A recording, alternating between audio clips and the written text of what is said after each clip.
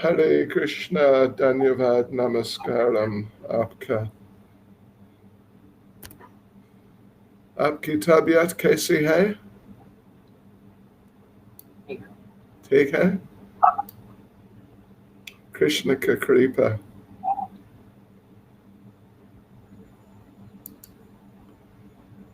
Hare Krishna, everyone. Let us just wait for a couple of minutes or something till more devotees arrive. Hare Krishna. Srila Prabhupada ki jai.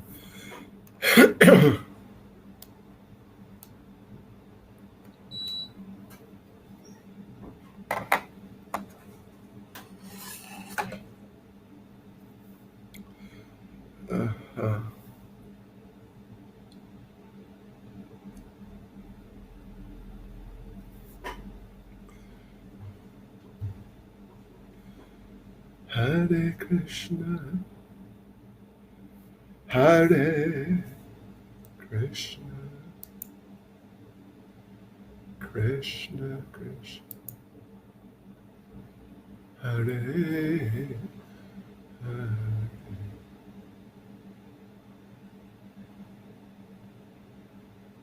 Hare Rama, Hare Rama, Rama Rama, Hare Hare. Hare Krishna, Hare Krishna, Krishna Krishna, Hare Hare. So, okay, devotees, I think we'll just begin now. Yes. Let us chant some prayers.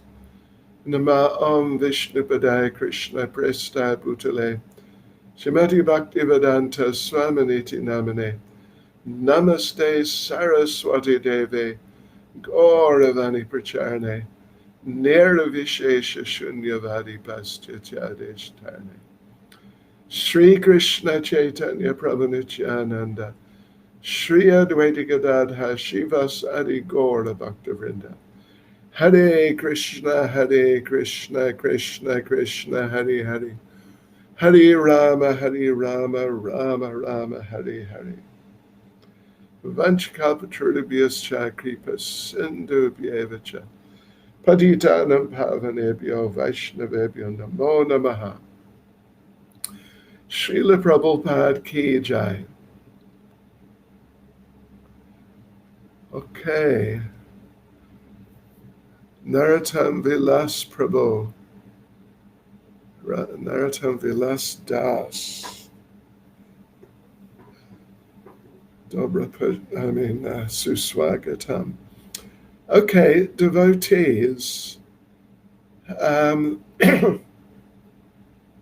We, what we went through yesterday, we went through most of chapter 4. 3, what was it? Yeah, most of chapter 4, then we went through chapter 5.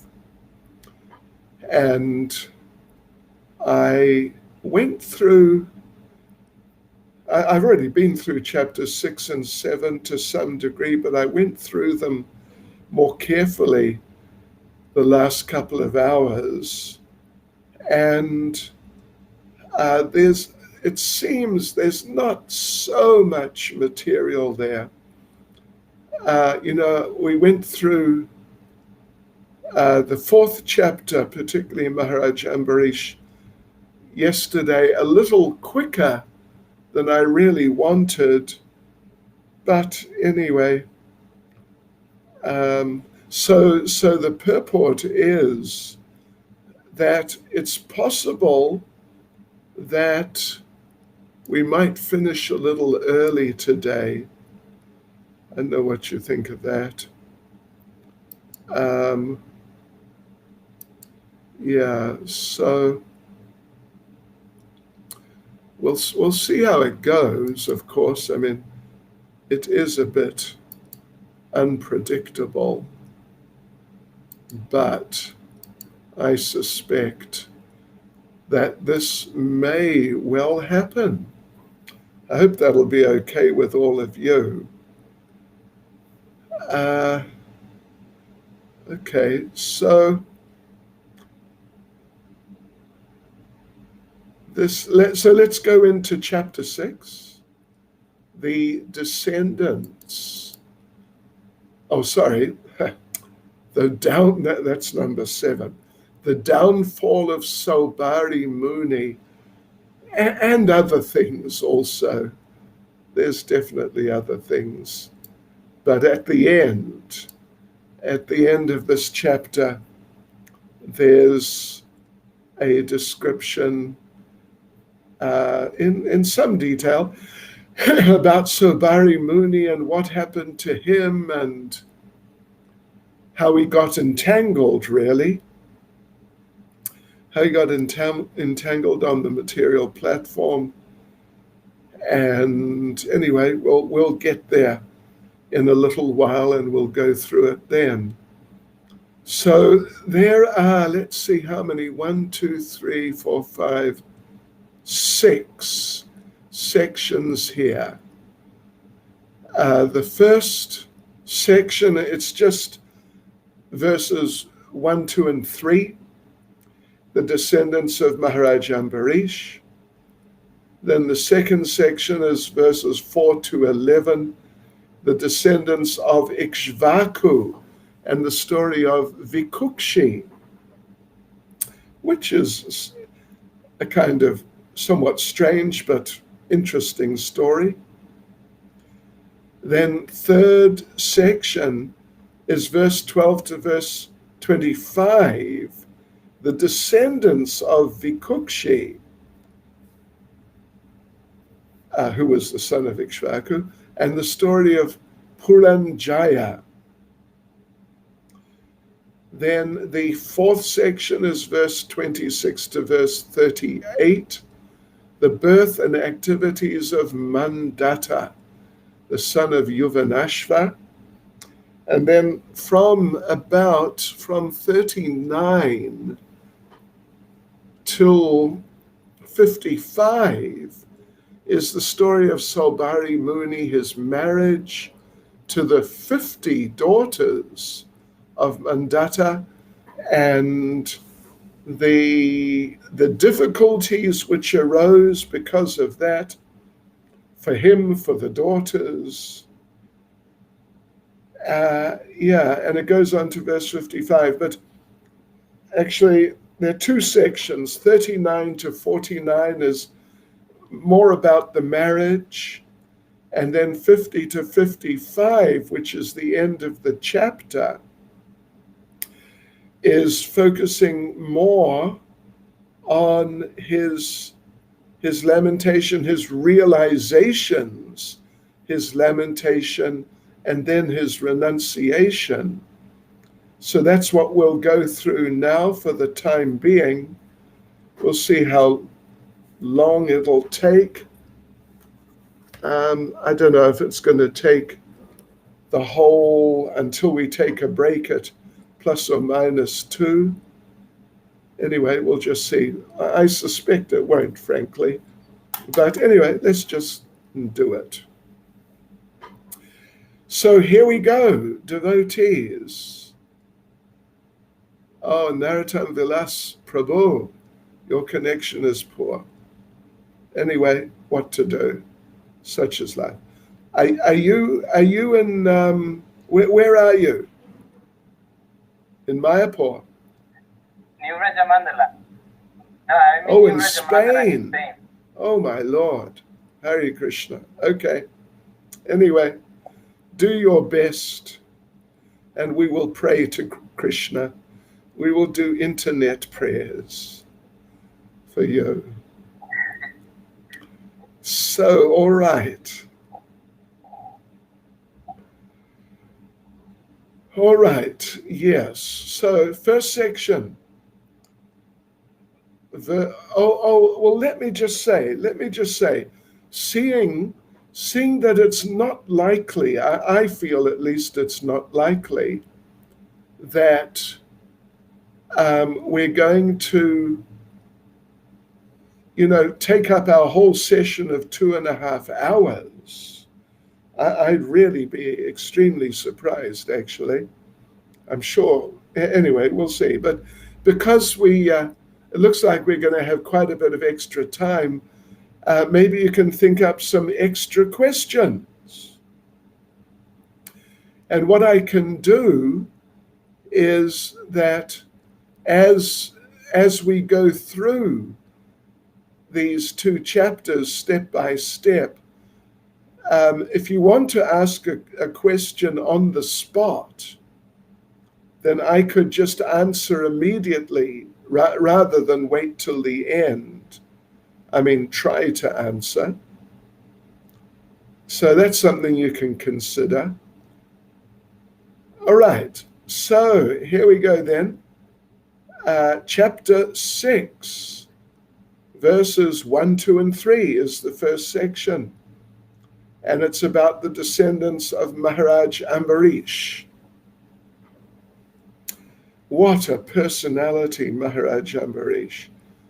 So yes, Shukadev Goswami, he starts talking about those descendants. Maharaj Ambarish had 3 sons, Virupa, Ketuman, and Shambhu. From Virupa came a son named Prishadashva,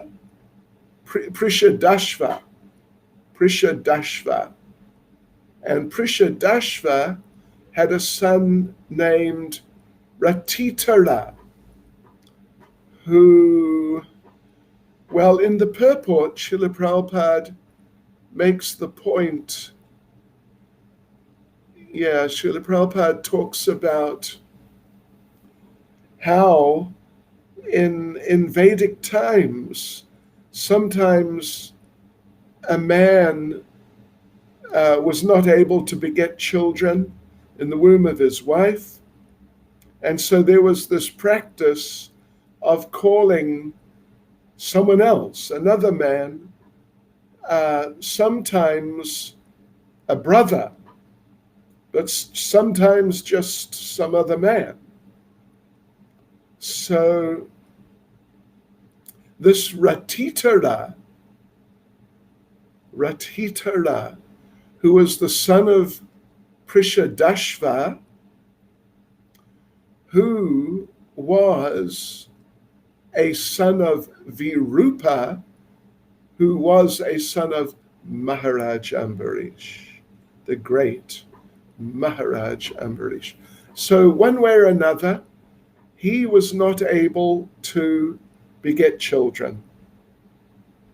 So,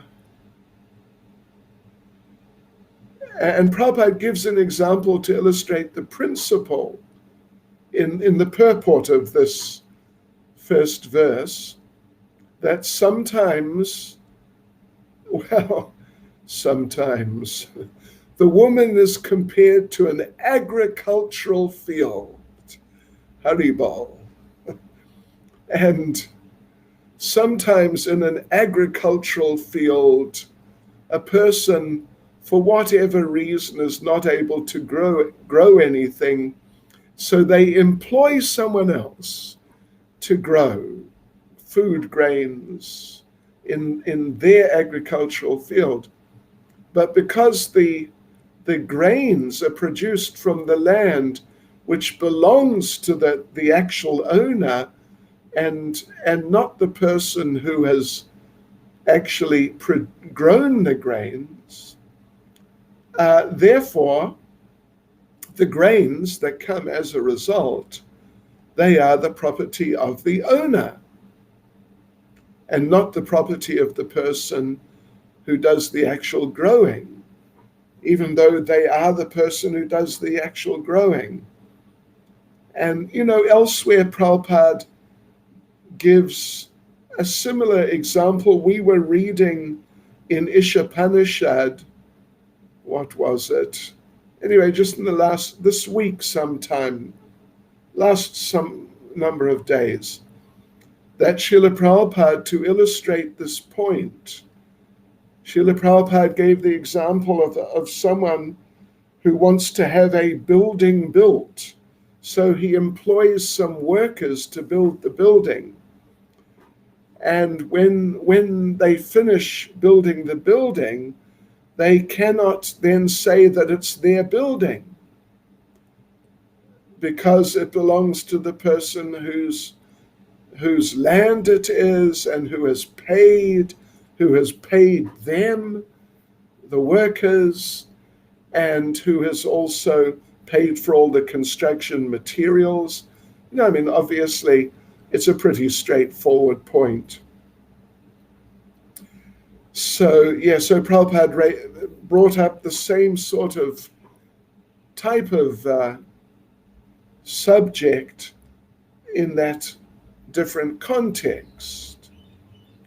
So therefore, in this case, in a moment, it's actually in verse 2 that Shukadev Goswami points out that the person who came and actually fathered the children, begot the children, put it that way, that was the great sage Angira. He is very elevated personality. So, but despite him actually begetting the children remained the sons of Ratitara. They did not become the sons of Angira Mooney. And so this was a Vedic practice. Like I said, Prabhupada talks about it here and there. Not a lot, but he does talk about it sometimes. That generally it's the brother, or often it's the brother, but sometimes, like in this case, Ratitara is not the brother of Angira Mooney, but he just made some arrangement for Angira Mooney to produce the children in the womb of Ratitara's wife. And then they were considered Ratitara's children. So, yeah. And Srila Prabhupada, actually, Shukadev Goswami addresses this point in verse 3. Having been born from the womb of Ratitara's wife, all these sons were known as the dynasty of Ratitara. But because they were born from the semen of Angira, they were also known as the dynasty of Angira. Among all the progeny of Ratitara, these sons were the most prominent because, owing to their birth, they were considered Brahmins. Yeah. Now, a little later on today, I think, is it in chapter 7 anyway? We'll see when we get there where it is exactly. A little further on, we'll see today how in Kali Yuga there are 5 specific things which are forbidden, which in other yugas, they were permitted. When we get there, we'll read that list of 5, but one of them is that in Kali Yuga, the brother or anyone cannot conceive a child in the womb of someone else's wife, because In Kali Yuga, people are in such conditions that if such things happen, then there's such a likelihood of attachment developing and, damaging the marriage or destroying the marriage or something along those lines. So therefore it's forbidden, along with horse sacrifice, cow sacrifice, and taking sannyas. We'll have to talk about that, won't we?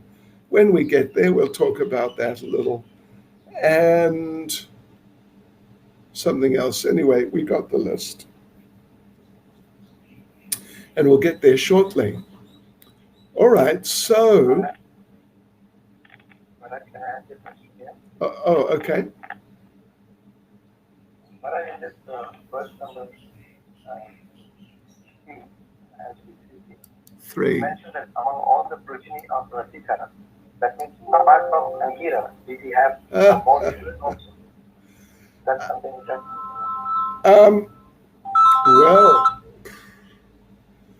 Well, look at that. Well, Srila Prabhupada does say that Ratitara had no sons.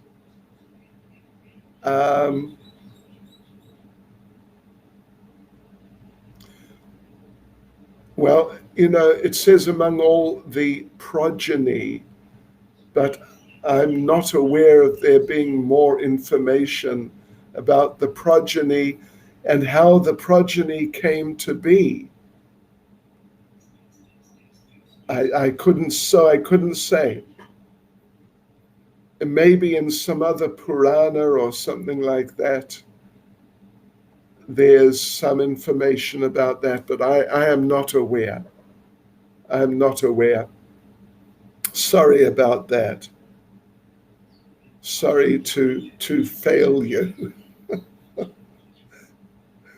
Anyway, if Prabhupada encouraged, if you don't know something, be honest about it. So it's an interesting question. One could always ask Google Maharaj, because Google Maharaj often knows stuff, not sort of like regular stuff. So who is it? It's Narottam Prabhu wanted to know your question. Yeah, it's a good idea. If anyone would like to ask a question, please go ahead. And like I said, I'll do my best to answer on the spot. But I think we should use the chat, because even I struggled to hear the question, actually, although I did hear it.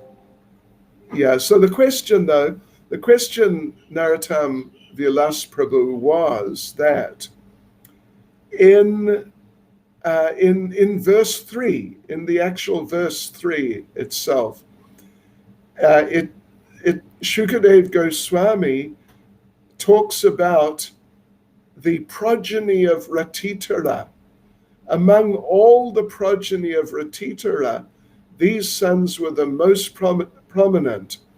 So it seems pretty obvious that Ratitara had more progeny. Although Srila Prabhupada has said he had no sons. Yeah. So the question was, what was the story behind these other progeny? How did they come to be? And who were they like that? Prabhupada, of course, said there were no sons. There were no sons, at least, until these sons were born from Angira Mooney.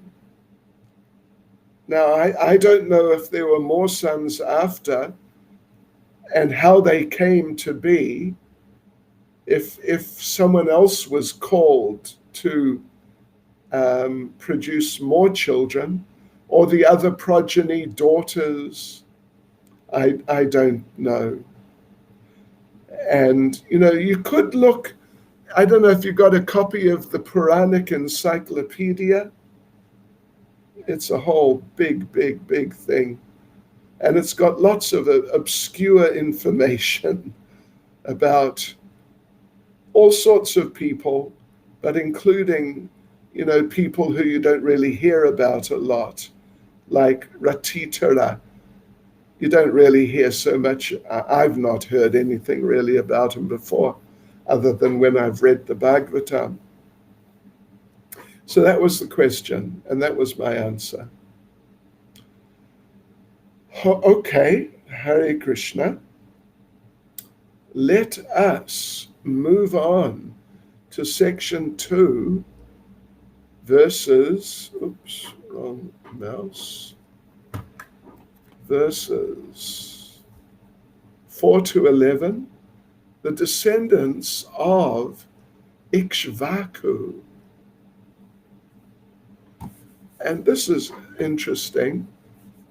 The descendants of Krishna, the wrong mouse. I have 2 mouses here for 2 computers. Okay, so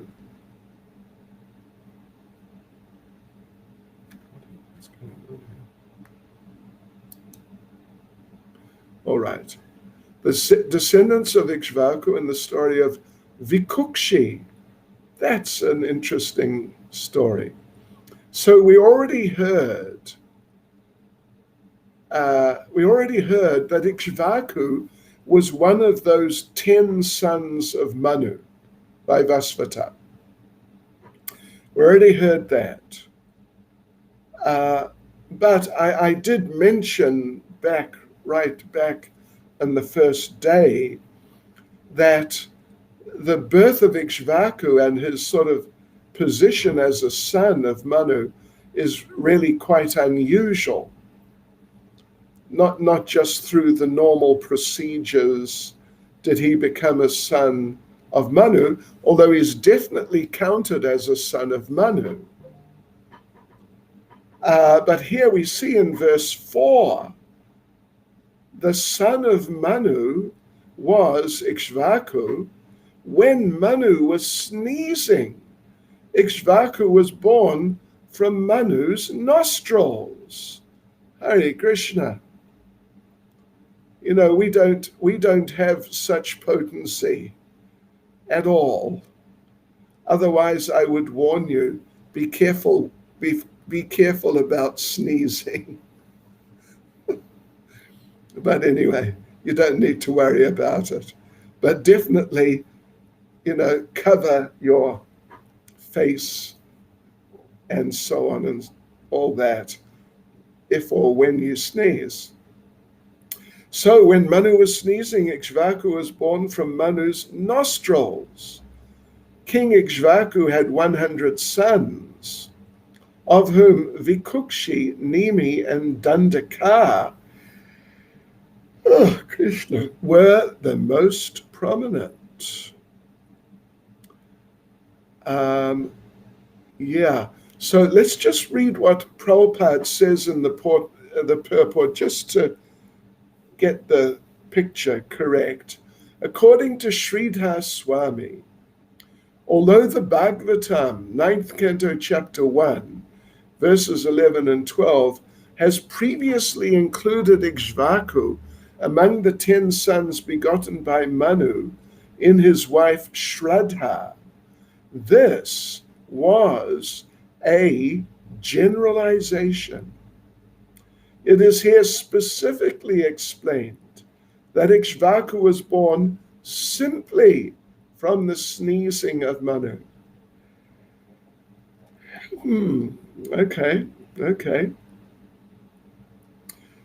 Well, an interesting point, just one a couple maybe, is that even though Ixvaku appeared in that quite unusual way,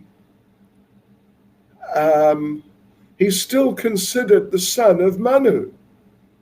And not only is he the son of Manu, but he seems to be the most prominent because he became the next king. He became king. Yeah. And Srila Vishwanath Chakravarti Thakur makes the point that the dynasty from Ixvaku was extensive. Yes. Right. Atul Krishna Prabhu, if you'd like to ask a question, please just, I would suggest, write it in Maharaj, the chat. Am I audible, Maharaj, to you clearly? You're audible to me. Maharaj, my question was in terms of preaching. When we hear these things like sons were begotten by someone else, like even Vyasadeva himself, for us to understand and say that these people were on a very high level or that was a different age altogether. Right. But when we talk to people outside, how do we explain that this is not illicit relationship which we are telling that we shouldn't be getting involved into? Okay, fair enough. You know what I would say to you? I would say we don't tell them such things. Seriously, I would. I mean, unless somehow or other they stumble across such information, I would not be the one to tell them if they don't know about it. Really. Because, I've been trying to practice Krishna consciousness, and I've done a fair amount of preaching, and I'll be quite frank, I never had one person ever ask me about that. Not one time. I mean, I'm sure it has happened. I don't doubt that it's happened, but it definitely never happened to me. Yeah. So I would not, different things like, if you look in Prabhupada's folio, you'll find a conversation of Srila Prabhupada with, I think, Tusta Krishna Swami. There are two devotees who were, they weren't even ISKCON devotees at that time, and that was like 1973 or 4, although they had previously been. And they asked Prabhupada about some things from the last chapters of the 10th canto. How, actually I forget the details offhand, but how did Maharaj Ugrasena have, I forget the number, but some vast, just completely huge number of, I think, personal bodyguards, if I remember correctly. Just some fantastic number by our standards. And so these devotees ask Prabhupada, how should we explain this to people? And Prabhupada, you can look it up and see how Prabhupada chastises them. Oh my gosh. He chastises them like mad. It's amazing. He practically just kicks them out, saying that, what sort of question? Here, I just found it. Listen to this. Listen to this. This is just pretty amazing. that in regard to the military strength of King Ugrasena, this is from the Krishna book, chapter 90, the last chapter of the Krishna book. So Prabhupada says, as for military strength, it is said that King Ugrasena alone had 10 quadrillion soldiers as personal bodyguards. What do you think of that? And yeah, there's the conversation. Here's the conversation. It's on June the 26th, 1975. And Prabhupada, anyway, you can have a look if you want. But I tell you what, Srila Prabhupada absolutely devastates them. Absolutely devastates them. So that's my answer. What do you think of that as an answer? Maharaj, if I don't come across anyone, that's very nice. But sometimes in India, because nowadays, as you say, Google Guru has everything. So we actually come across such people. Like meat eating also, we are going to read this in the further verses. That, for go and kill animals, he goes and brings it. So many things becomes very difficult to explain that your Shastra says that it is allowed and you said that it is not allowed. Yeah, okay. But the point in principle, if you do happen to come across some person, and I don't doubt that it will happen to someone sooner or later, I would say that in regards to the conceiving the children, I would say that the moral standards were much, much higher, and therefore they were able to do such things, because it's very important for a married couple generally, it's very important for them that they have children. So this facility was there. But the people, like the brother, or in this case, Angira, or whoever the man was who then fathered the children directly, the standards were so high that there would be no question of possibly some illicit relationship then developing. If it happened now, I mentioned, now it's banned. That, it's in the Puranas, and it's actually there in Chaitanya Charitamrita that verse is quoted. So now it's banned because the people are just so prone to fall down and becoming materially attached, that if this was allowed, then the breakup of families would happen. And, if people can't understand that, then I would say that the person is not such a good candidate for Krishna consciousness, frankly.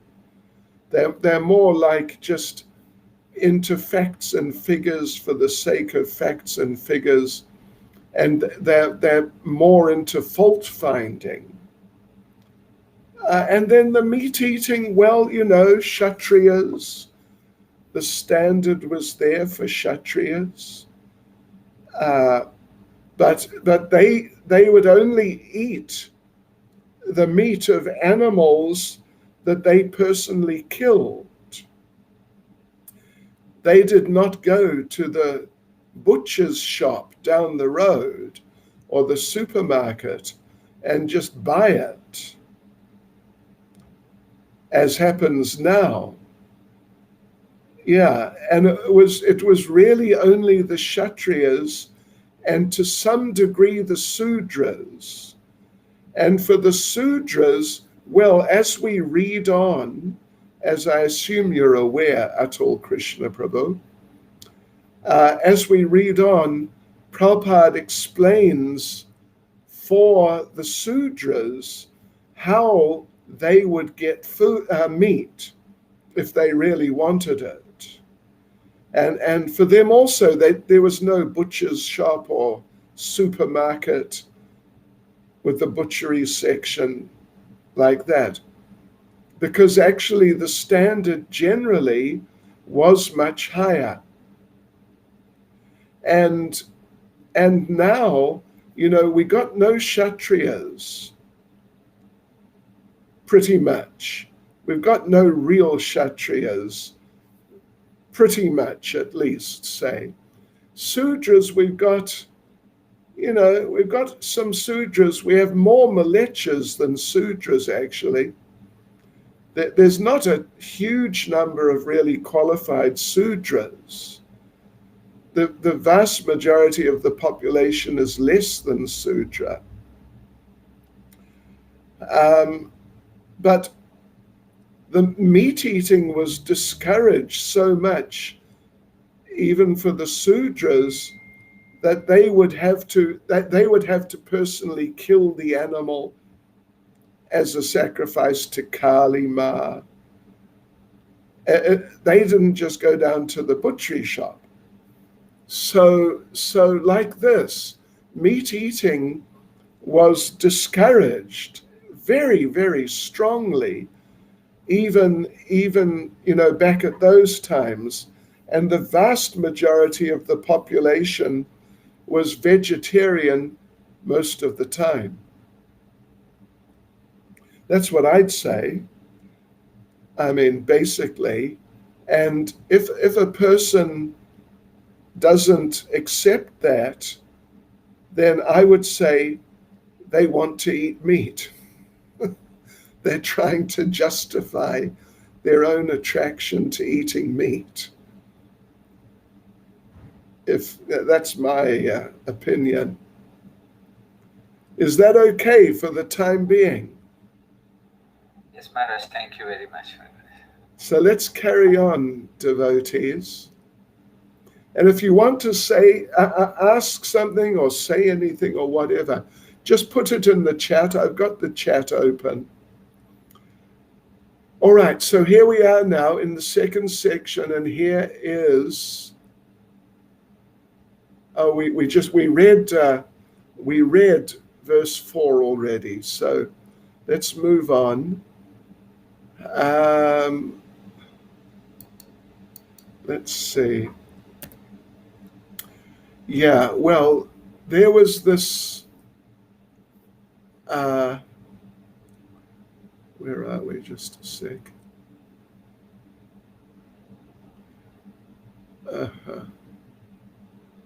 So verse, okay. So what follows from here, or actually, I would say, I've put my notes in the wrong place. I would say that we've got verse 5. So that's the 100 sons of Ixvaku. Ixvaku had 100 sons. So verse 5 is describing how he divided up the kingdom and they became kings of different areas in this direction and that direction. Yeah. So then we come to verse 6. Okay, so this is actually the beginning of the story. Verse 6 is the beginning of the story of Vikuchi. And it's an interesting story. It's an interesting story. So the thing is, as we read in verse 6, that Ixvaku, Maharaj Ixvaku, who's the father now of Vikuchi, he wanted to do a Shraddha ceremony for his forefathers. Yes. He wanted to do a Shraddha ceremony by offering flesh to his forefathers. So he sent his son Vikuchi to go to the forest, verse 6 says, to bring some pure flesh by killing some animals in the forest. Okay, so this now, from here on, for the next, I think it's about 4 or however many verses, there's going to be a description of what happened when Vikuchi went out to kill some animals and bring back to his father Ixvaku Maharaj some pure flesh for the Shraddha ceremony for Ixvaku's forefathers. Right. And as a result of that, Vikuchi, as a result of what we're going to read, Vikuchi became known as Shashada. We will find out what that means in due course. But yeah, it became one of the names by which he was at least referred to, Shashada. All right, so verse number 7. Thereafter, Ixvaku's son, Vikuchi, went to the forest and killed many animals suitable for being offered as oblations. But when fatigued and hungry, he became forgetful and ate a rabbit he had killed. Well, I could just mention, we're going to find it out in a few verses pretty soon. He became known as Shashada because Shashada means rabbit eater. He who ate a rabbit. That's what Shashada means. So he just sort of lost control of himself when he's out there. You know, it's a whole big thing. He's out in the forest and he's hunting the animals, and it's not easy. So here Srila Prabhupada, in the purport, as you can see, he gives, a fairly substantial purport. And he discusses this whole subject. Prabhupada says, and here, this is where the 5 things are forbidden in Kali Yuga.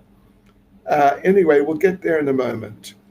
So Prabhupada explains that Kshatriyas would kill animals sometimes because their flesh was used for some types of yagyas. That was one reason why they would sometimes go out hunting and kill animals, and the flesh would be offered, and they might eat the flesh. Other times, Prabhupada elsewhere says, sometimes they would go out hunting animals and kill animals to keep in practice for fighting in battles, because there were quite a few battles in those days. And even Prabhupada, there's one place, you can look it up. Prabhupada talks about the kings of Jaipur, how they, at least at that time, that was back, 50 years ago, say, that still the Kshatriya Maharajas of Jaipur would sometimes require that the oldest son, in order to show that he's really qualified to take over and become the next Maharaj, he would have to go out and fight with and kill, I think, a tiger without weapon, or, well, just single-handedly. I don't know, maybe with a knife or something like that, but not like from a distance with a bow and arrow. Yeah. And then they might eat the flesh of the animal that they had killed themselves, but not, like the mass farming of animals that happens now. That is just something else. So, and Srila Prabhupada makes the point in the purport that this offering of flesh to forefathers, it is called Pala Paitrikam.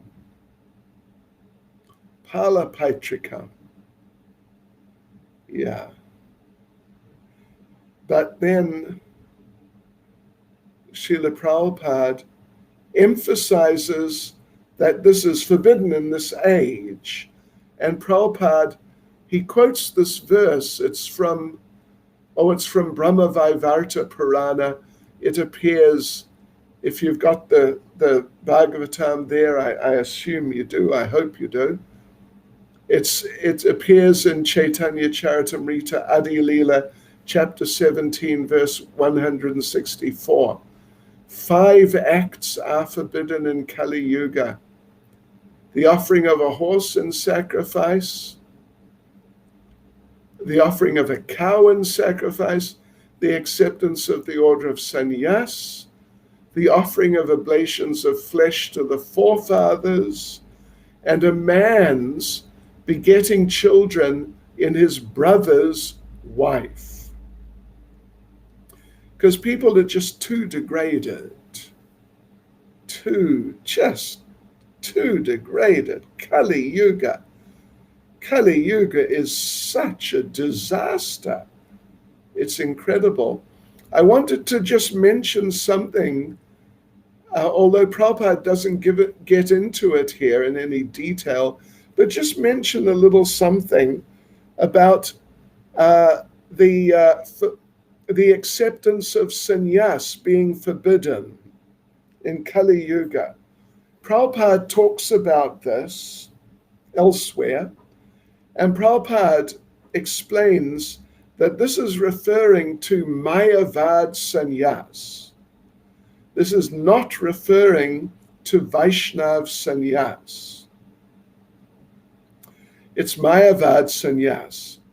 Otherwise, if it was just like a blanket rule that nobody in Kali Yuga can just take sannyas and that's it, that's the end of the story, then Lord Chaitanya would not have taken sannyas. I mean, if anyone should set an example, it's Lord Chaitanya, because he's the Supreme Lord. Of course, he took Mayavad sannyas in one sense, but in another sense, he did not take Mayavad sannyas. You may be familiar with the story when Lord Chaitanya went to Katwa to take sannyas. It's a long story. It's a pretty amazing story too. But he met there with Keshav Bharati, and, without going through any of the real details of the story, they reached the point in the sannyas ceremony, the sannyas initiation ceremony. They reached the point where the sannyas guru has to impart the sannyas mantras or mantra. Yeah, to the devotee who's taking sannyas. So the story goes that there was a lot of people there. So Keshava Bharati leant over to the right ear of Lord Chaitanya, or somewhere not too far from the right ear of Lord Chaitanya, and spoke a Mayavad sannyas mantra in the direction of Lord Chaitanya's right ear. Lord Chaitanya said, I didn't hear properly. Can you do it again? And so Keshava Bharati came a little closer and repeated the mantra another time. It's a Mayavad sannyas mantra. And Lord Chaitanya said, I just couldn't hear it, I'm sorry. Maybe there was some noise, people talking there, I don't know. So for a third time, Keshava Bharati repeated this Mayavad sannyas mantra, and Lord Chaitanya said, oh, I see. Let me speak it to you to see if I've got it right. Will you confirm that I got it right? And Keshava Bharati said, all right, yeah, you can speak it quietly into my ear. So Lord Chaitanya leant over right by in the right ear of Keshava Bharati and spoke a Vaishnav sannyas mantra into the ear of Keshava Bharati and asked, is that right? Did I get it? And Keshava Bharati, because this is a different mantra, it's a Vaishnav mantra. He was trying to give Lord Chaitanya a Mayavad mantra. But this mantra just entered his ear, Keshava Bharati, and went to his heart, and he was just in ecstasy. And he said, Keshava Bharati said, yes, that's the mantra, you got it. So the actual understanding is that Lord Chaitanya initiated Keshava Bharati into Vaishnav sannyas. Not exactly that Keshava Bharati initiated Lord Chaitanya into Mayavad sannyas. Anyway, this story is there.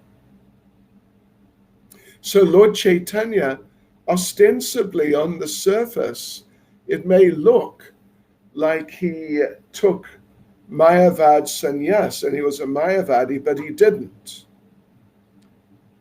Yeah, he didn't really take Mayavad sannyas. And he always remained a Vaishnav because, of course, before he took sannyas, at least from the time he returned from Gaya after the departure of his father, Lord Chaitanya was just so much a full-on Vaishnav. So Lord Chaitanya took sannyas, and then in the Vaishnav lines, in our line and other lines, Vaishnav sampradayas, they take sannyas. So if it was really just a blanket rule that no one can take sannyas and that's just the end of the story, then at least in our line, which is bona fide, there'd be no sannyasis. Yeah. I mean, there's more I could say. Well, the Babajis, they sort of take sannyas. Well, it depends on which group, because there's different groups. But many of them don't take sannyas because of this rule. Because of this rule. Many of them don't take sannyas. They regard it as being improper. Yeah. But some of them do. And when they do, I mean, not that I really hardly know any Babajis. I know a couple of Babajis, but, there's no real sort of connection. As far as I know, generally, if they take sannyas, they're just given the cloth and a mantra, and that's it. Whereas in our line, of course, from Srila Bhaktivedanta particularly, there's a whole ceremony and it's a whole thing. That's the Babajis. The Mayavadis, they take sannyas. Generally amongst the Mayavadis, first initiation, for many of them, first and only initiation is sannyas. All right, anyway, so much for that. Let's just have a look here. So Prabhupada does make the point in this fairly extensive paragraph that according to Vedic injunctions, only Kshatriyas are allowed to hunt, whereas Sudras are allowed to eat flesh after offering goats or other insignificant animals before the deity of goddess Kali or similar demigods. Wow, I don't know what other similar demigods. And Prabhupada says, on the whole, meat eating is not completely forbidden. A particular class of men is allowed to eat meat, according to various circumstances and injunction, but eating the flesh of cows is out, completely out. All right, okay. Any points about that at all? Or shall we just, I guess let's carry on. All right. So, verse 8. Vikuchi took the flesh back and gave it to his father, who gave it to Vasishta for purification. But Vasishta, like we said, he may have his ups and downs, like we read how he had a problem previously with Prashadra, and he acted in ways that were not really proper. But still, he's a very special person, big priest, highly knowledgeable. So we see him figuring in these chapters. So Vasishta, he had mystical powers. And so he immediately understood that part of the flesh had been eaten by Vikuchi. And therefore he said, he rejected all of it and said, someone's going to have to go out and get some fresh flesh. And in the purport here to verse 8, this is a point, of course, I'm sure we're all very much well aware, but in our temples or in our yagyas, that which is meant to be offered in yajna cannot be tasted by anyone before being offered to the deity. And Prabhupada particularly focuses on our deity worship. You cannot eat food from the kitchen unless it is offered to the Lord. And if something is eaten before being properly offered, the entire preparation is polluted and can't be offered.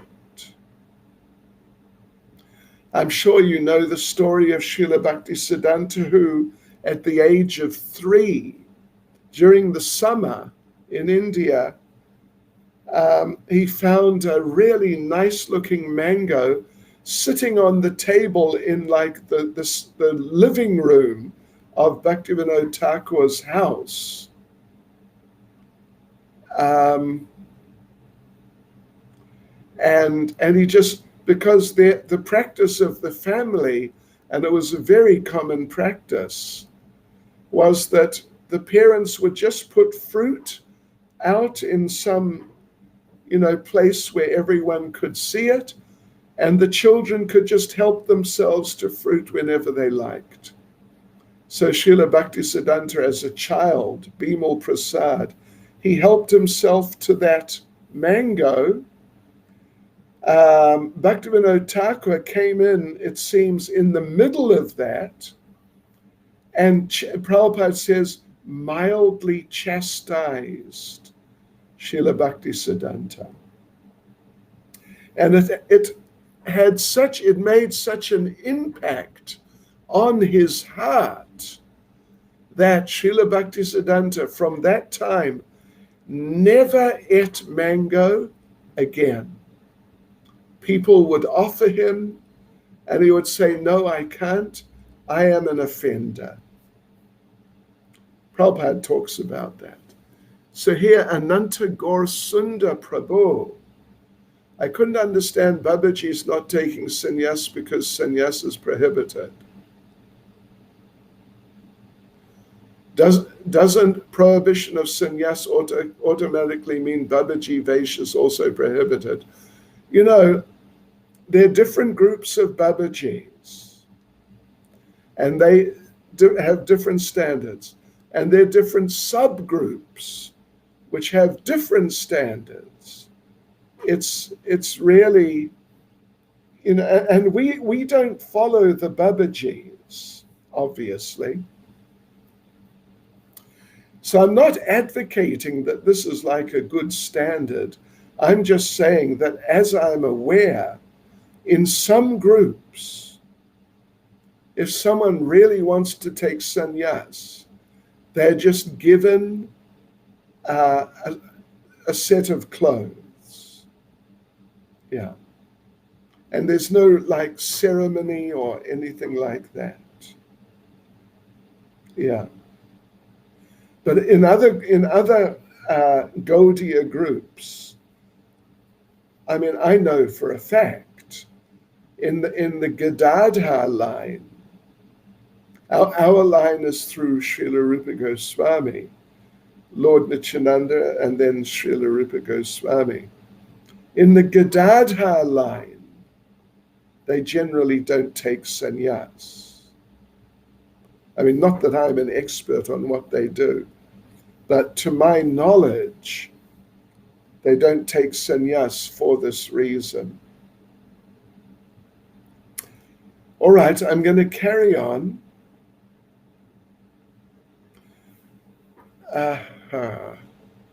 Okay.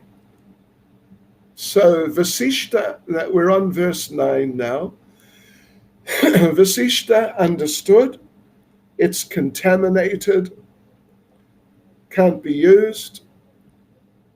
He told Maharaj Ixvaku, and when Ixvaku understood what Vikuchi had done, he kicked him out. He kicked him out. He told him, if you look at verse 9, he ordered him out of the country. It's interesting. He did not actually curse. It was not a curse. It was just sort of like, get out of my sight. Yeah. He ordered him out of the country, didn't curse him. And we will see in a couple of verses after the death of Ixvaku, Vikuchi comes back and he becomes the king. Yeah. All right, so let's carry on. I think that's an important point, actually, that he didn't curse him, he just ordered him out. And it seems he didn't tell him you can never come back, because he came back more or less straight after his father's disappearance. So anyway, verse 10, Ixvaku became renounced based on the instructions of Vasishta. And he started following Maharaj Ixvaku, the principles for a yogi, which probably means more like Ashtanga yoga. Anyway, I don't know. So he started following the principles for a yogi and achieved the supreme perfection after giving up his material body. So 11's interesting. After his father's disappearance, Vikuchi returned to the country and thus became the king, ruling the planet Earth and performing various sacrifices to satisfy the Supreme Personality of Godhead. Vikuchi later became celebrated as Shashada, which means eater of a rabbit. If you look in the word for word, I think it's the word for word of this particular verse. I think you'll find it's in the word for word. Oops. 11. What now? Oops.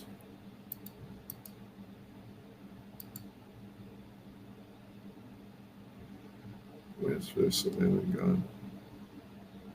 Shashada.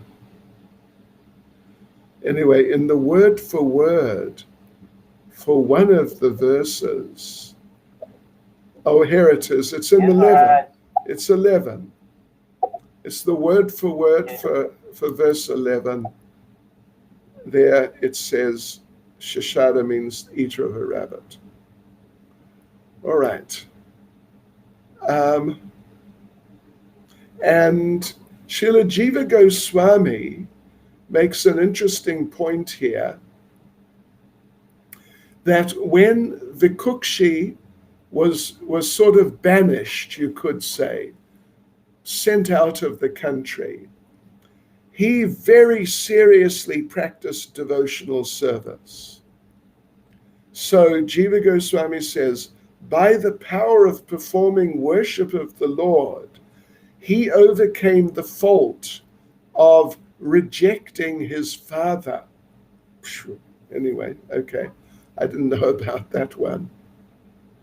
We don't hear about him actually rejecting his father. All right, so we go on now, devotees, verses 12 to 25, which is about the descendants of Vikuchi, son of Ixvaku, and the story of Puranjaya. Yeah. So Shashada then, Vikuchi, he's addressed here as Shashada. His son, at least one of his sons, was Puranjaya, who's also known as Indravaha and sometimes as Kakutsta. So Shukadev Goswami is going to explain how Puranjaya got these different names. So this is described in the following verses, basically.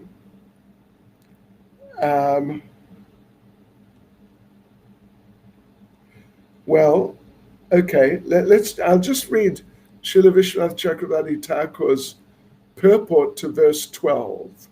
He was called Puranjaya because he conquered the city of the demons. He was called Indravaha because Indra became his carrier.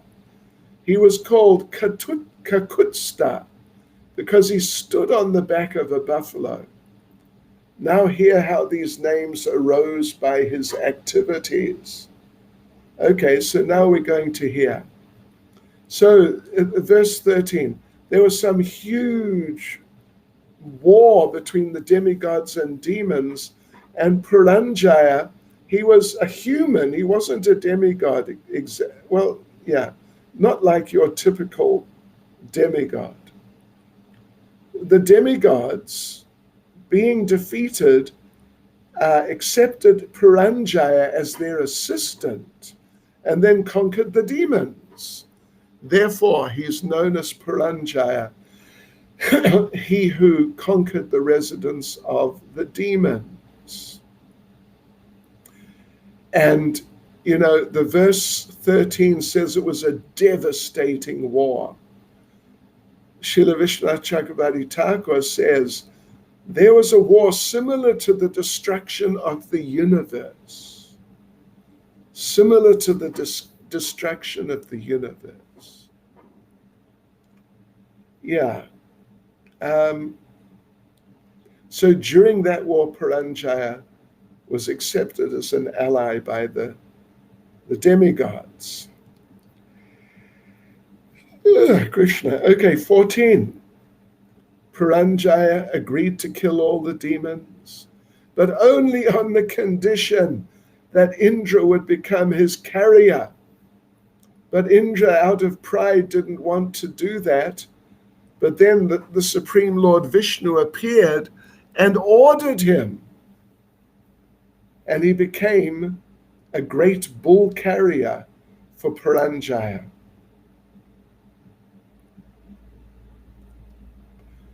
Okay. And the idea, of course, is that out of shame, he refused initially to become the carrier. But by the order of the Lord, he became a huge bull. Right. So 15 to 16.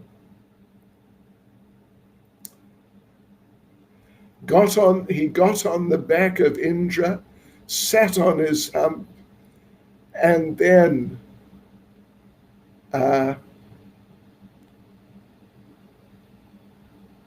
therefore he's known as Indravaha.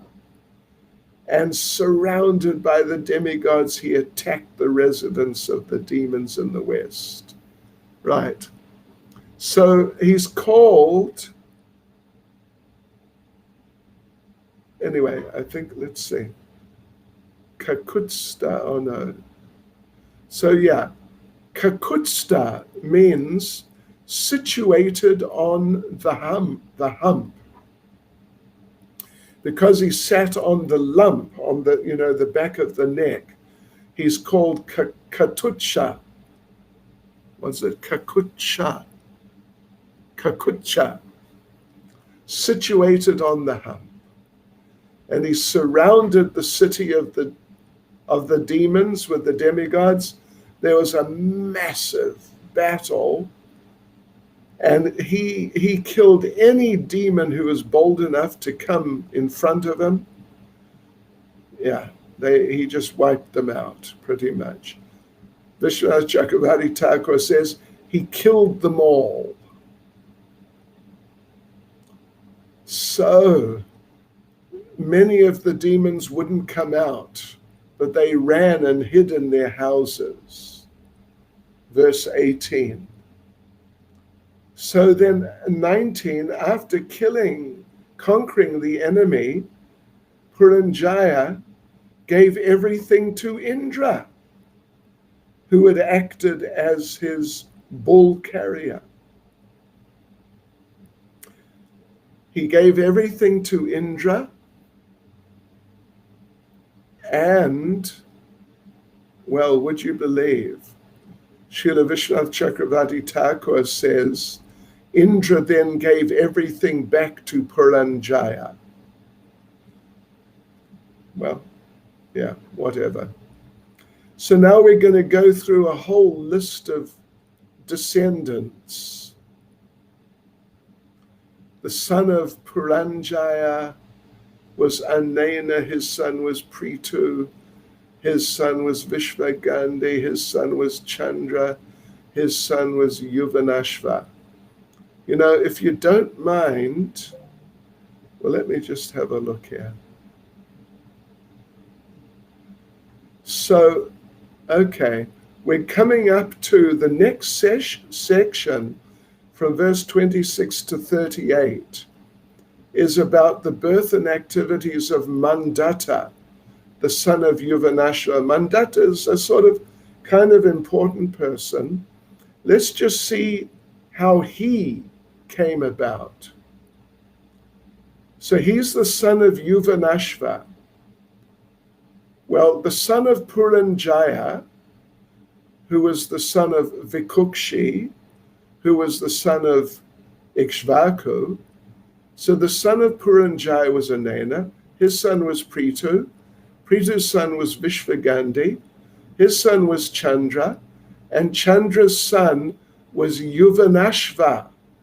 Aha, there you have it. And there you've got all sorts of others there who were sons of this one and that one.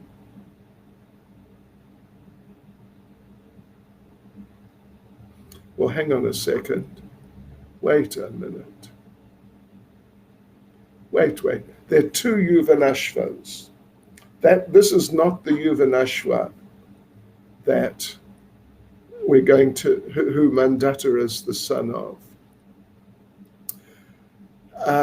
Let's see. How do we get there? All right.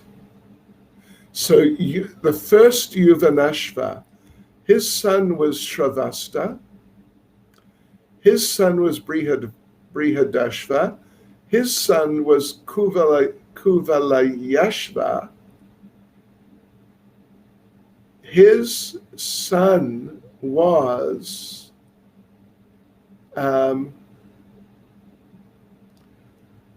Haryashva, Dridashva, his son was Haryashva, his son was Nikumba, his son was Bahulashva, his son was Krishashva, his son was Senajit, his son was another Yuvanashva, who had no sons and therefore retired from family life and went to the forest.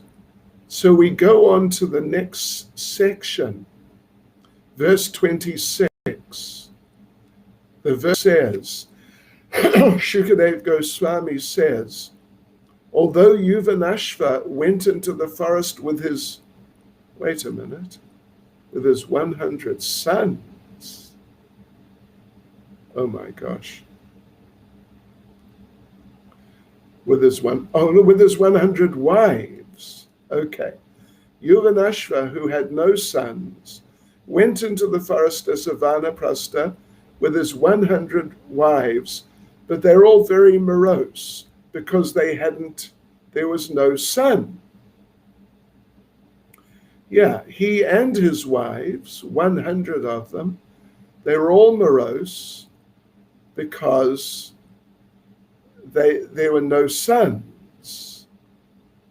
So there was the sages, verse 26, as you can see, explains how some sages in the forest, they decided to do an Indra Yagya so a son would come.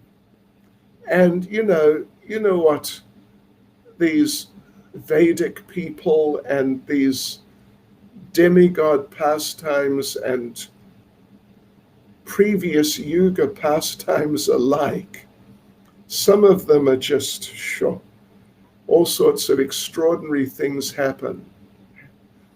So the sages prepared some water, which they sanctified with mantra, to give to one of his wives, at least one of his wives.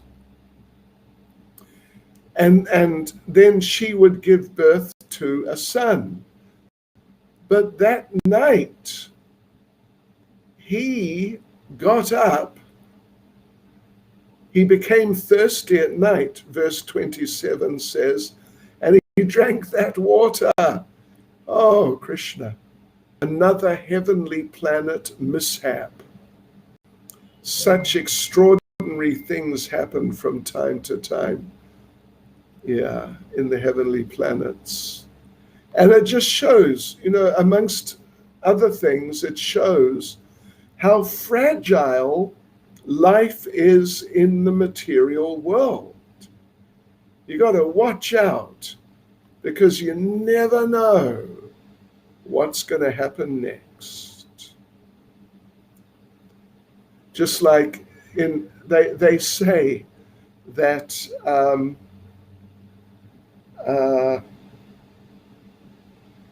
who's the bear?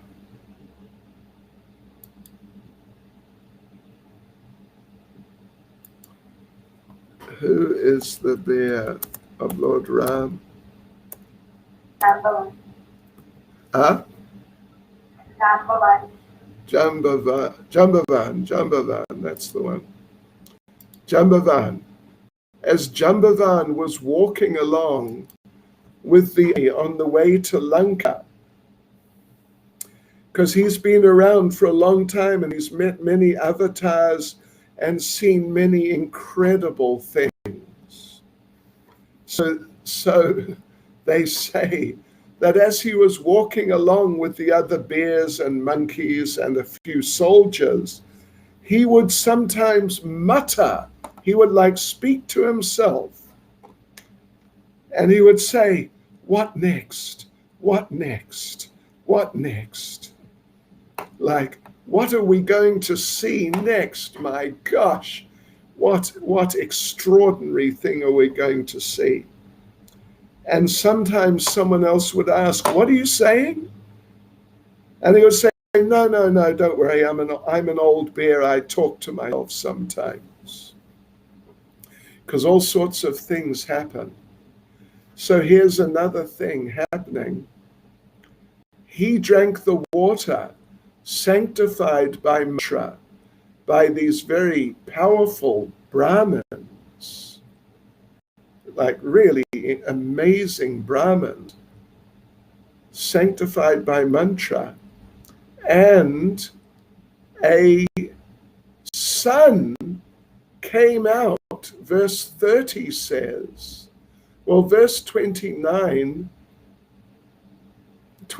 29, the Brahmins get all upset about it and tell him, you are going to give birth to us. So he does. And that's in verse 30, the son is born who has the good symptoms of a powerful king. And the baby cried so much for breast milk. The Brahmins were unhappy. And they said, who's going to take care of this baby? Then Lord Indra came, put his index finger into the baby's mouth and said, you can drink me. Which Srila Vishnu Chakravarti Thakur says, Mam Datta. Mam Datta means drink me. Mam Datta. And this is how he got the name Mandatta. So he put his forefinger in the child's mouth and the child drank. Okay. So anyway, we don't really find purports for the next about 6 or 7 verses. It's just really explaining what happened after that. Yuvanashva performed austerities, became perfect. Mandatta, his son, became a powerful king, and therefore, and he would destroy thieves and rogues.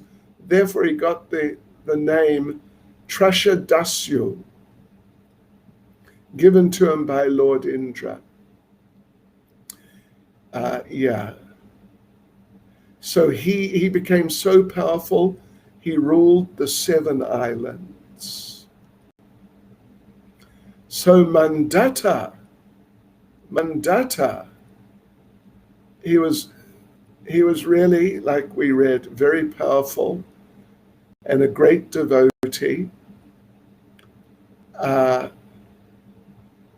And he begot 3 sons in the womb of Bindumati, Purukutsa, another Ambarish, and Muchukunda. I'm pretty sure this is the Muchukunda. Anyway, I'm not 100% sure about that. Okay, then these 3 brothers had 50 sisters. Mandatta gave birth to 50 sisters, and they became the wives of Sobari Mooney. And that's the next section we're going into from verse 39. So let's take a break, devotees, for 10 minutes. And we'll go on to the story of Sobari Mooney. And then we'll go on to chapter 7. Hare Krishna, Srila Prabhupada Ki Jai.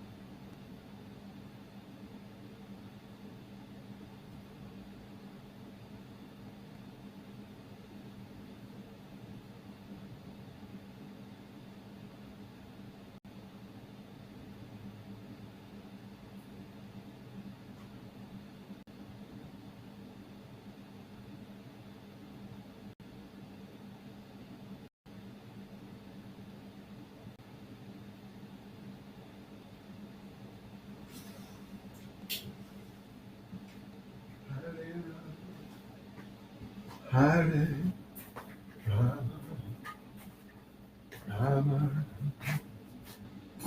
Hare.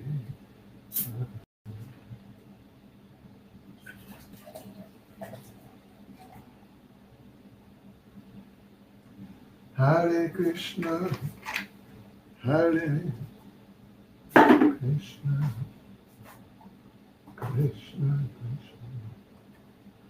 Krishna,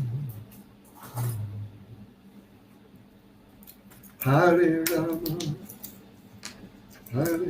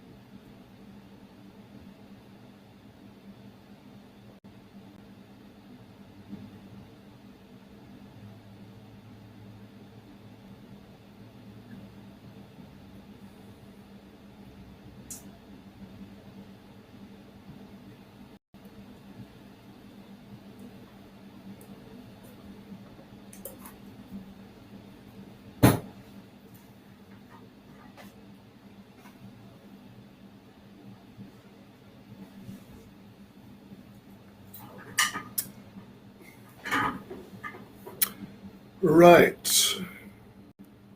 Almost. In a minute.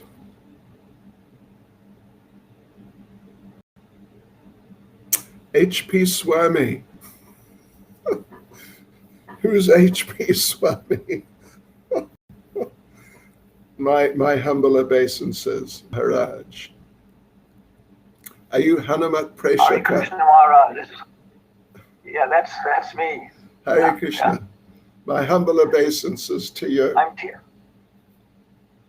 My obeisances. I'm teaching next week, so I'm getting impetus from your classes. I'm sure you'll do much, much better. Gee whiz. Thank you. It's nice. It's really nice. It's great, actually. And they're really nice devotees, I must say. Just wonderful. Yeah, it seems like one of the very best places in the entire cyberspace. Oh, yeah, sure, for sure. My problem is that I'm not very good at judging the time. Now I've got to race through the end of chapter 6 and race through the whole of chapter 7. Okay, devotees, I am... Huh? Maharaj? No, I was just saying I was expecting that, so I have my Adidas shoes on to keep up with it. Okay, you may need them. Okay, devotees, I'm just going to start right now, ready or not. So right, Mandata,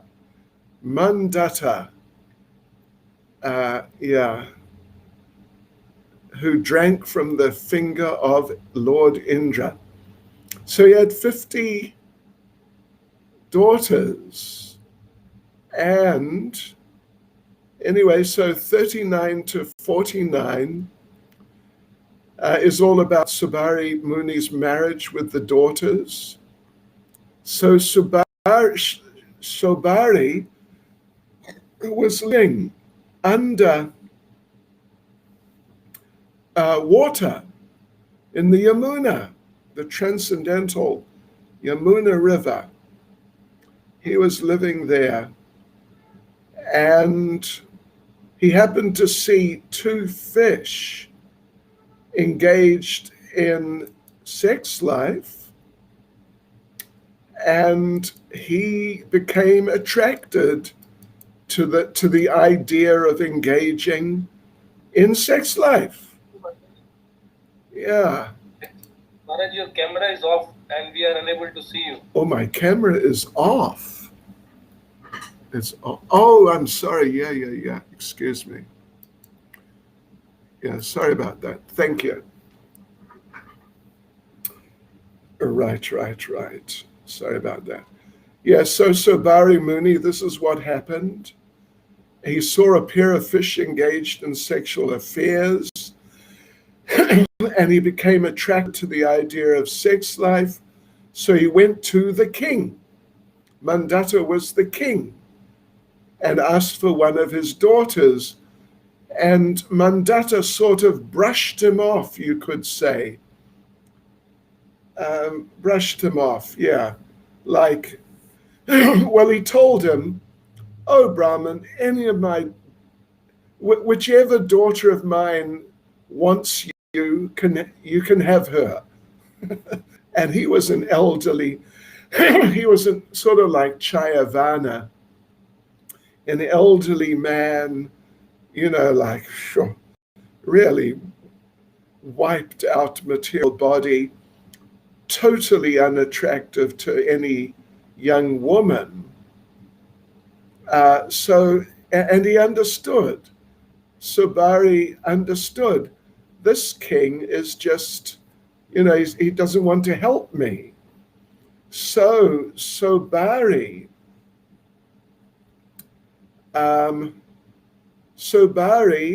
he basically did something along the lines of what happened with Chayavana. He himself, he got a young body. Yeah. Since the king has rejected me, I will reform my body in such a way as to be desirable even to celestial women. What to speak of the daughters of worldly kings. So he did that, and then the messenger of the palace in verse 43 took him inside the palace to see the princesses, and they were all just completely overwhelmed. They were just completely overwhelmed. And they insisted that all of them would become his wives. And that's what happened. So, yeah. But now, they couldn't, in verse 44, they couldn't sort of cooperate in their association with him, but rather each one wanted him for themselves. And in this way, verse 44, it says, there ensued a great disagreement.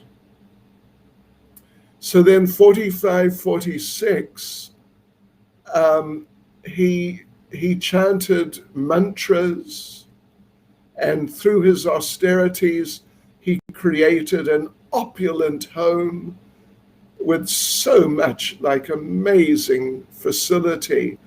And then he engaged in family affairs with his numerous wives. Yeah. And Srila Prabhupada gives a purport here that by chanting mantras, Sobari Mooney arranged for material opulence, but this was not perfection in life. As will be seen, he became very dissatisfied material opulence, and left everything, went to the forest as a vanaprastha, and then he became successful. Yeah. So those who are not Atma Tattva Vet, people who don't know the spiritual value of life, they may think material opulence is fine, but those who are Atma Tattva Vet are not inspired by material opulence. And Prabhupada says this is very important instruction. This is the instruction we can derive from the life and activities of Sobari Mooney. So, yes, the story goes on.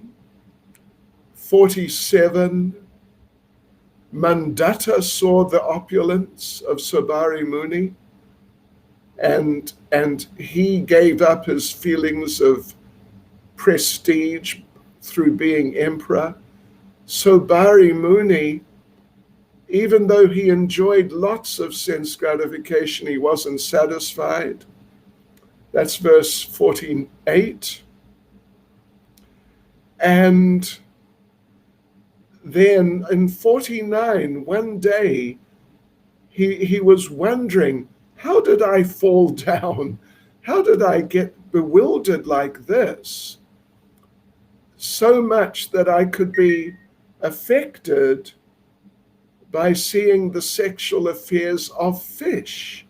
It's kind of crazy.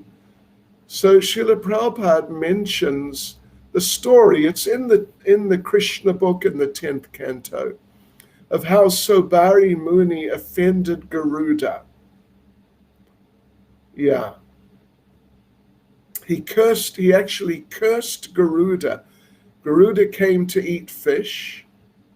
Sobari Mooney was living there at that place in the Yamuna where there was fish. Somehow he became attached to the fish and he wouldn't let anyone take the fish. Garuda wanted to. When Sobari Mooney was not looking, Garuda took some fish. Sobari Mooney cursed him, as the Bhagavatam 10, 17, 11 says, if Garuda ever again enters this lake and eats the fish here, he will immediately lose his life. What I am saying is the truth. Yeah. So in the purport in our BBT Bhagavatam, the purport says, our acharyas explain in this regard that because of Sobari Mooni's material attachment and affection for a fish, he failed to see the situation from the spiritual viewpoint. So, Bharat Maharaj, he had trouble with a deer. Sobari Mooney had trouble with a fish. Yeah. So anyway, then now from verse 50 to verse 55, the end of the chapter, he laments. He laments. I lost the results of my long austerities simply by association with the sexual affairs of fish. And he says, everyone should observe this fall down and learn from it. Yeah, so he's lamenting away in different ways. Prabhupada gives a purport here to verse, what is it now? Verse 51. Yeah. Anyway, I think you get the idea that he's lamenting, how did I become so bewildered? And then Srila Prabhupada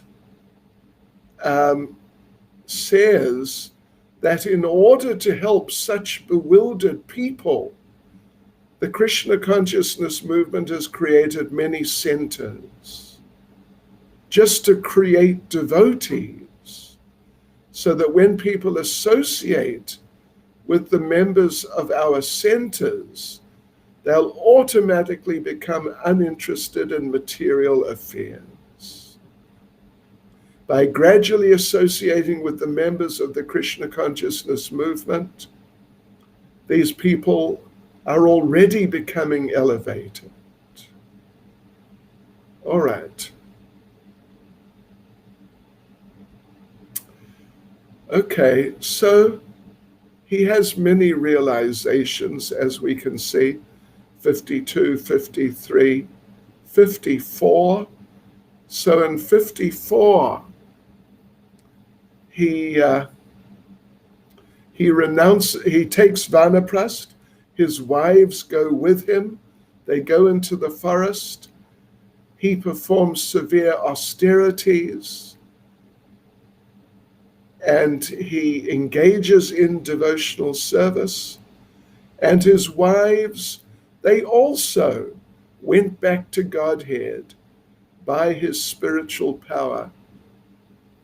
Yeah.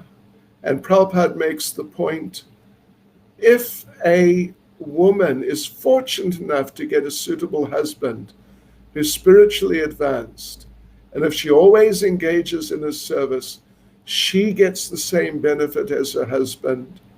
Therefore, the wives of Sobari Mooney went back to Godhead with him. And now, devotees, chapter 7, it's not a long chapter, but I'm sorry, we're going to have to go through it. We got half an hour, put it that way. So, the descendants of King Mandata. Yeah, there are 4 sections. 1 to 7 is about the descendants of Ambarish and Purukutsa, who were 2 of the sons of Mandata. Then 8 to 15, Harishchandra begets a son by the mercy of Lord Varuna, and then postpones giving the child to Varuna to use as a, would you believe, devotees, human sacrifice. 16 to 20, Harishchandra is attacked by dropsy, which means accumulation of fluid in the lower legs, usually lower legs and the feet. That's dropsy. And then 21 to 26, Harishchandra performs sacrifice. So verse 1, Shukadev Goswami is going through some of the descendants. It's another list of names. If you don't mind, I'm just going to skip it, I think.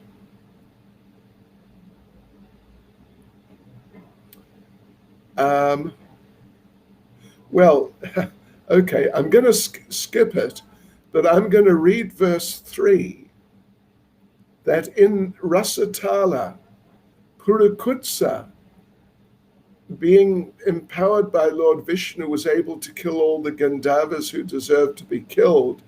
Purukutsa received the benediction from the serpents that anyone who remembers this history of his being brought by Narmada to the lower region of the universe will be assured of safety from the attack of snakes. So you please read those couple of verses. Well, it's only one. Let me read it. The serpent brothers of Narmada gave Narmada to Purukutsa. Being sent by Vasuki, she took Purukutsa to the lower region of the universe. And there in Rasatala, Purukutsa killed all the Gandharvas who deserved to be killed. Anyone who remembers this history will be assured of safety from the attack of snakes. So, the son of Purukutsa was Trasadashu, who was the father of Anaranya, whose son was Haryashva, whose son was Praruna, whose son was Tribandana, whose son was Satyavrata. Now he's an interesting person, Satyavrata. He became known as Trishanku. You may have heard of him.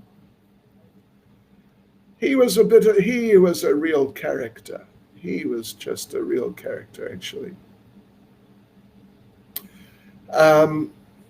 He committed a number of offenses. This is in verses 5 and 6.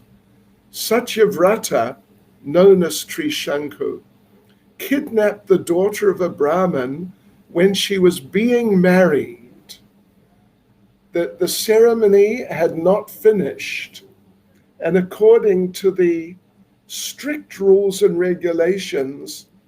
A girl is not married until the ceremony, until she's taken the 7 steps. I mean, you're all from, I think, from most of you at least, from Hindu backgrounds. I mean, so many of you.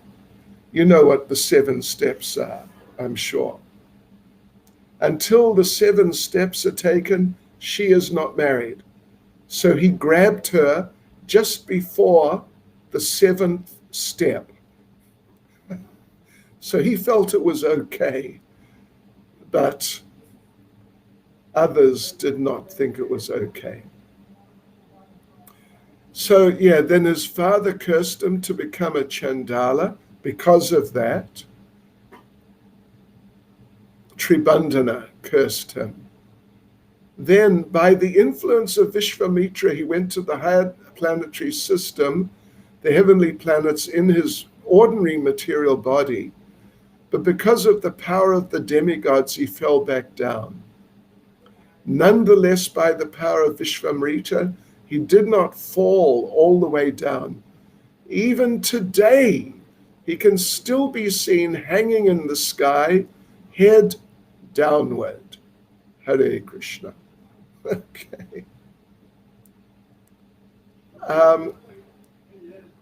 So Srila Vishwanath Chakravarti Thakur explains he was called Trishanku because he had faults which caused suffering like 3 nails.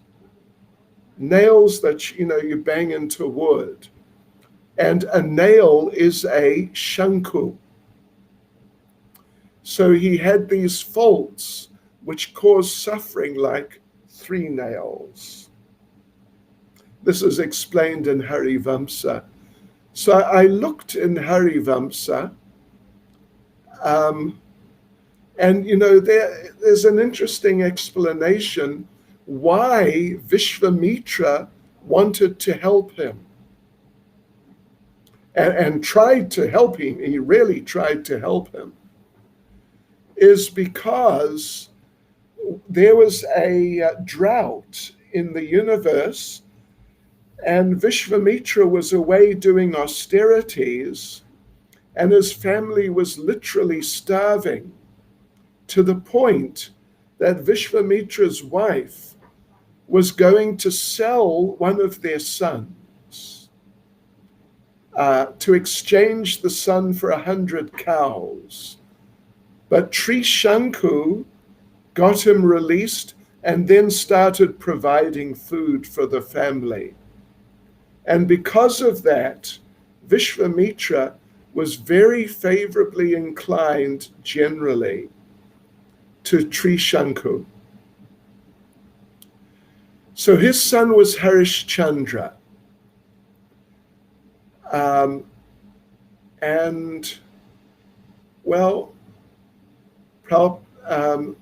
The verse says, verse 7, because of Harishchandra, there was a quarrel between Vishvamitra and Vasishta, who for many years fought one another, having been transformed into birds.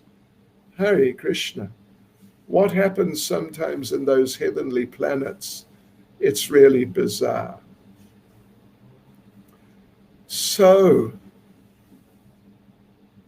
yeah. Anyway, let's just read this purport here to verse 7. It explains some of the background. Anyway, I'll read at least part of the purport. Vishvamitra and Vasishta were always inimical. Formerly, Vishvamitra was a Kshatriya, and by undergoing severe austerities, he wanted to become a Brahmin, but Vasishta would not agree to accept him. In this way, there was always disagreement between the two. Later, however, Vasishta accepted him because of Vishvamitra's quality of forgiveness. Once, Harishchandra performed a yajna for which Vishvamitra was the priest. But Vishvamitra, being angry at Harishchandra, took away all his possessions, claiming them as a contribution of Dakshin.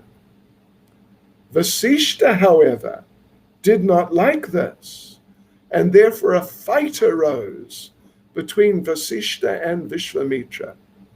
The fighting became so severe that each of them cursed the other. One of them said, "May you become a bird." And the other said, "May you become a duck."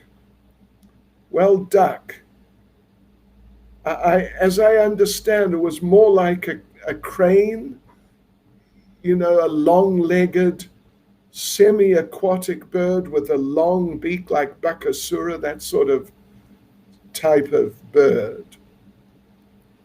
Thus both of them became birds and continued fighting for many years because of Harishchandra. We can see that such a great mystic yogi as Sobari became a victim of sense gratification, and such great sages as Vasishta and Vishvamitra became birds. This is the material world. Abrama bhuvanal loka puna arvarta norajana. Yeah, so, Prabhupada's making the point here at the end of the purport that we should not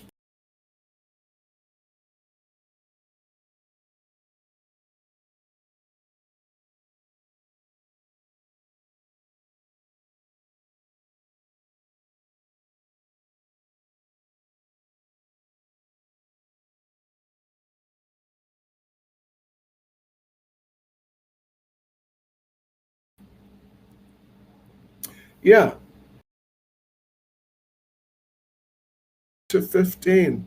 Harishchandra had no son, was not happy. On the advice of Narada, he prayed to Varuna, "Please give me a son." Jiva Goswami, let me just tell you an interesting little thing. Srila Jiva Goswami gives a little purport here to this verse 8. The story of Harishchandra is told to show the excellent nature of the Lord's will and the devotee. That is understood from other stories also. Okay, so let's see how it all unfolds. So Harishchandra, verse 9, begged Varuna and said, "If I get a son, then with that son, I'll perform a sacrifice for your satisfaction." And Varuna said, "Okay, let it be so." So now from here up to, I think it's verse 20, it's this whole story about the son, and first of all of Harishchandra trying to avoid giving the son to Lord Varuna. So verse 10, when the child was born, Varuna came and said, "Okay, you can offer me a sacrifice with this son." And Harishchandra said, "All right, just after 10 days, after 10 days. Vishwanath Chakravarti Thakur says, out of affection for his son, Harishchandra spoke to cheat Varuna. After 10 days, Varuna came again and said, "Okay, you got to do the sacrifice for me." Harishchandra said, the sacrificial animal should grow